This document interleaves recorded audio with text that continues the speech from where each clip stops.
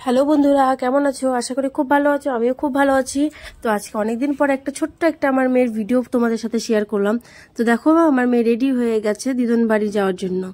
তো একা একা আমার জন্য ওয়েট করা বাদ দিয়ে নিজে নিজে চলে যাচ্ছে। দেখো, একা একা হেঁটে হেঁটে। তো চলো যাওয়া যাক, দেখি কত দূর যেতে পারে। এই যে তো আজকে বিকাল থেকেই ও একটু বায়না করছিল দিদুন বাড়ি যাবে বলে। এর জন্য বললাম যে ওকে রেডি টেডি করে চল যাই। মানে আমার বাপের বাড়ির সামনে তো একদম, এর জন্য ও দেখো একা একাই চলে যাচ্ছে। মানে সারাদিন একা একা বাড়িতে থাকে তো, এর জন্য বাইরের বাইরে যদি একটু বেরোনোর চান্স পায় তাহলে হয়ে গেল।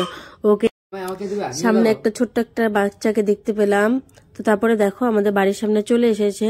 তো সামনে ও দিদুন দাঁড়িয়েছিল, ও তারা দেখে সোজাসুজি চলে যাচ্ছে। তার মানে আমাদের রাস্তায় কাজ হচ্ছিল তো ট্রেনের, এর জন্য দেখো চলে গেছে, একদম কত দূরে চলে গেছে। তারপরে দেখো ওর একটা মানির সাথে ওর দেখা হলো, ওর মানিটা ওকে খুব আদর করলো। তারপরে দেখো ওর কাছ থেকে এখন বাড়ি মানে ভিতরে চলে যাচ্ছে। তো দেখা যাক এখনো কত দূরে যায়। তারপরে দেখো ওর মানির সাথে কথা না বলে ও সোজাসুজি ঘরে ঢুকে গেল। এখন ঘরে যাই কি করবে তোমরা দেখো। তারপরে দেখো চোখের নিচ থেকে ঝাড়ু বের করে মালতী মাসি সেজে ফেলে দিয়েছে।